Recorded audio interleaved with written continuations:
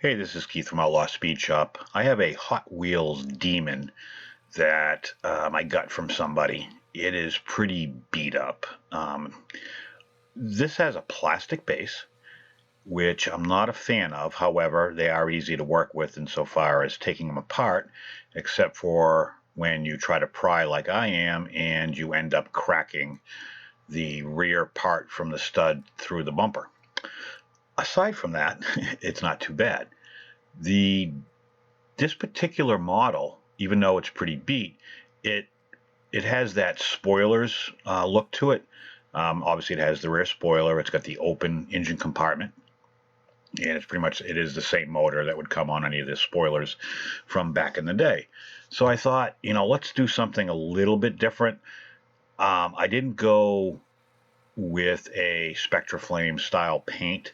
But I did go and decided to go with some red line wheels and kind of go with more, if this was done maybe 72, 73, something along that lines, which kind of fits with the Duster itself, which I believe came out in 1970. With plastic wheels, it's pretty easy to take off. You can just use a pick and you pry up with your finger a little bit and you can get the pick underneath there and they pop right out. Knowing I'm going to be using axle tubes, I'm going to pretty much pry up the little tabs that did hold the axle in so that I can cut them off later. This base was it's pretty beat. There's only so much I can do, and I only had one of these. If I had a second one, I would have tried to take another base. So aside from the fact that I cracked it, the front's pretty gouged and there's only so much I can do with that. But anyway, so I've got my Bright Vision wheels. I'm going to go with the deep dish ones, large for the back, medium for the front. But in order to do that, and these are the bearing style, I've got this old beat up red line car that I'm not going to do anything with, and it's got 4 wheels and it's got 4 bearings. So I've done this a few times in the past, and each time I do it, I get a little bit better. I end up cutting the bearings off of the old Hot Wheels car and using them on the new wheels. You see right there. And it works out really well. You got to drill them out a little bit if you want to use the axles that come with the newer cars. The older axles are a little bit smaller diameter. So I just kind of drill a little bit, like half in on one side. I flip it over, drill the other half, and then I'll use a pin vise to just kind of hog it out a little bit more just to make sure it fits for the newer size axles. And it works out really well for me. It's one of those things. There's probably other ways to skin that cat, but for me it works out really well. You can see right here I got the pin vise. I'm just kind of going through. It's the smallest bit that came with the pin vise. I don't know what size it is. I honestly don't care. It just works.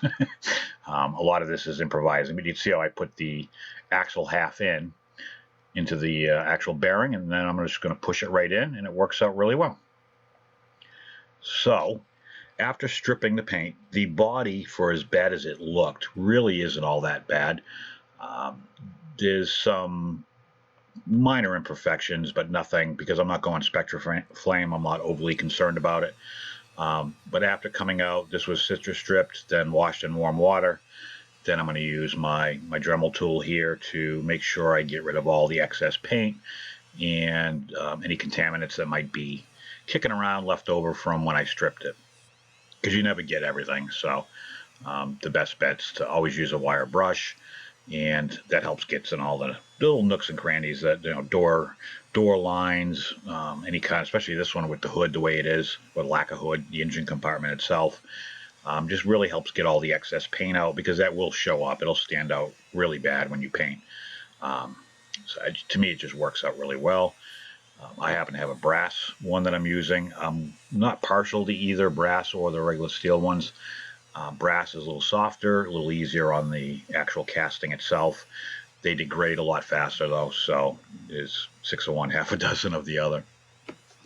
It's funny. I've done quite a few, well, I can't say quite a few, maybe not as many as like Chevy or Ford, but I've done quite a few castings that were Mopar related. And I've owned I think I've said this before, at least 60 cars, I think, in my life. Until recently, most of them, as far as old cars go, I've only had I think two Mopars. One was a 76 Dodge, no, Plymouth Valiant with the slant six. And then a buddy of mine sold me a 71 Satellite 440 car that he guess he really wasn't my buddy because it turned out it had a cracked block. So I ended up selling it for $500 and got my money back. But other than that, I haven't owned any. But what's funny, as I'm trying to fix my screw up here, I'm actually going to seal the bumper up with some glue, and then I'm going to use some epoxy to pretty much just French the whole license plate area and smooth the whole bumper. But anyways, my second cousin, who's much older, he had, believe it or not, a 1970 lime green Superbird that was a 446 pack pistol grip. He had a 70 Super B that was lime green 440 with the pistol grip 6-pack, and he had a 69, I think it was a 69 Roadrunner that was orange with the flat black hood. So anyways, he used to store them. He could only keep one in his garage, which was a Superbird. So we went to go pick up the Super B and the Roadrunner, and he had me drive the Roadrunner. I think I was 18, maybe 19, and it pretty much was the fastest car I'd ever been in at that point in my life.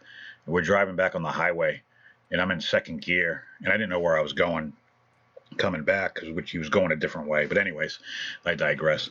So he kind of got on it, and I was still in second gear. I was going 45, and I remember this like it was yesterday. I stepped on it, and the car wasn't even struggling in second gear. I put it in third gear, stepped on it to keep up, and the back tires broke loose. I mean, this thing had so much torque, it wasn't even funny. It was actually kind of scary because I didn't want to screw up his car. But but anyways, that's my very limited Mopar history when it comes to, nowadays I've had a ton of new Mopars, from Challengers to pickup trucks and stuff like that. But as far as older cars, that was my limited experience. So you can kind of see here how I'm filing the glue away, and I'm just trying to smooth out. There was a few, I guess, divots. Again, it's plastic, so it doesn't take much to dent these things and distort them. So I'm just trying to smooth it out and make it look as good as possible.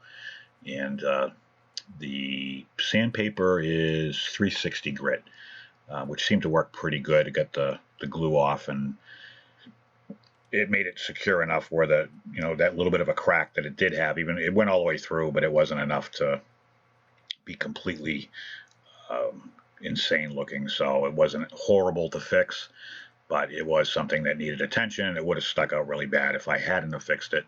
Super glue seems to be a good bonding agent when it comes to that, but it takes a little bit of patience. And like anything, this is supposed to be relaxing. It's supposed to be something you do to unwind after a really crappy day. So here I'm using the Tamiya, and I have a love-hate with this putty. It's kind of, I don't know, a little too thin from what I'm used to, but it does work.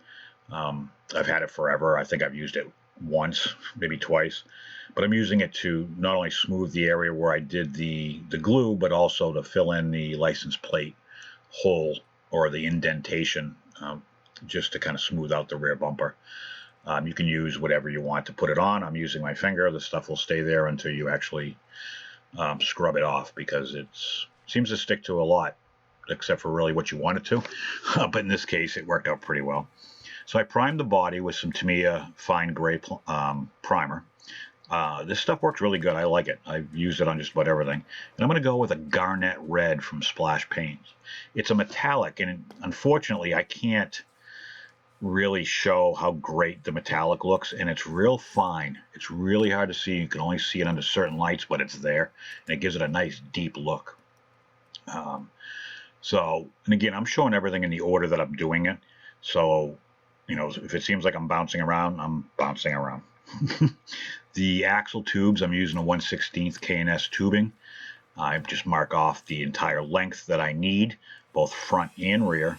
And I'm just going to use my Dremel tool with a cutoff disc to cut it just a smidge longer. I'll draw my black line, and then I'll cut on the outside of the line, because usually you have to grind it down a little bit just to get off any rough edges that maybe the bearing or the wheel, if you're going with regular wheels, would sit on. So it's kind of what I'm doing here, and it works out. I used to hate doing axle tubes, but I do them so often now, I really don't even pay that much attention to it. It's just one of those extra added steps that I just assume I have to do. Once in a while I get lucky, and then I just take my pick and I open up the hole just to make sure everything is going to work out perfectly. And other than that, is when it comes to axle tubes, that's the hard part.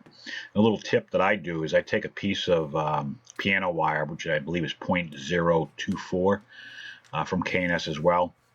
It's the actual axle diameter, and I'll stick that in. Excuse me. And what that does is it gives me something to hold. But when you're going to use axle tubes, you have to have a little indentation. So now I can cut a little groove into the brass, and by doing it this way, I can keep cutting until I see sparks. Once I see sparks, I know I'm deep enough because I hit the axle tube that's in there, or the axle. And then I can, at the same time, when I can flip it over, do the other side, and when I pull the piano wire out, it cleans out all the crap that would normally just fly in there. With brass, sometimes you can go too deep and it'll bend, so this actually works out perfectly. It's just a junk piece. I probably can use it maybe 3 times before I have to throw it away, because it just gets too cut into and you can't slide it. And then pretty much you put your wheels in just like so, and make sure you trim them so when you push one side in, it doesn't push the other side out. And that's it. Besides, add a little bit of glue and you're done. Then at this point, it's just the windshield and sanding it and putting the after my last debacle of polishing and breaking a window on the stalker, I'm just going to use my pledge and dip it carefully, just like so. And then what you do is just put it on the towel. You kind of wick off the ends. Sometimes a little bit will pool, and you don't want that pooling on there. This window is pretty beat, so there's only so much I can do. I'm okay with that. Again, if I find another casting, I will replace the base and the window. So here is the base. I'm going to end up painting it the Chaos Black that I use on all my bases from Citadel. It's got a nice satin look to it. It goes on easy. And there is the base coat. So Splash is a base coat clear coat system. Here's the clear that I'm going to use. It's automotive grade 2K clear, which is the same stuff you'd get anywhere else, like Redline Shop and so on and so forth. After the base is painted, I'm just going to chrome the front and rear bumper and the exhaust pipes, which come out the side. And here's me in a very feeble attempt to try to show the metallic. I've already put the clear on and done the marker lights and the door handles. Unfortunately, you can't see it. It's kind of a cool color, because in the shade it almost looks burgundy, and in the sun it actually looks red. So it's kind of a cool color shift car insofar as that color of paint. So I really like it. So here you can kind of see it. I was trying to show it with the shadows, and I blacked out the rear deck panel. But that's it. This is pretty much the car. It was a pretty easy job. I apologize if this video is a little different than normal. I'm trying a new program because Premiere Pro finally shit the bed on me. So this is what I started with. Fun project, plastic base, but it is what it is. And this is what I ended up coming up with. So stick around. I hope you guys like it. If you do, make sure you comment. I know this is a little fuzzy. At the same time as my Premiere Pro shit the bed, the camera card in my Canon crapped out, so I had to use my GoPro for a lot, and I don't like using that. So, but anyways, I digress again. Thanks for watching, and I will catch you on the next one.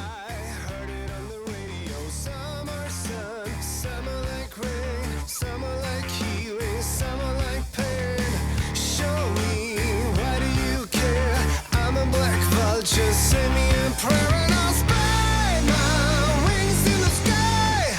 Let's go and wave like you see me now. Oh,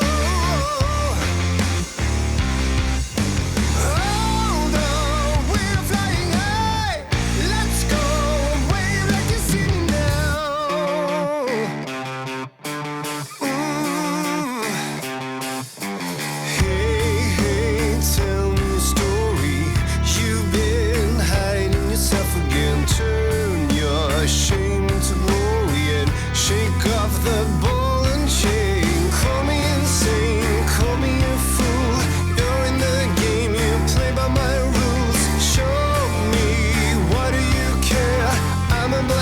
Just send me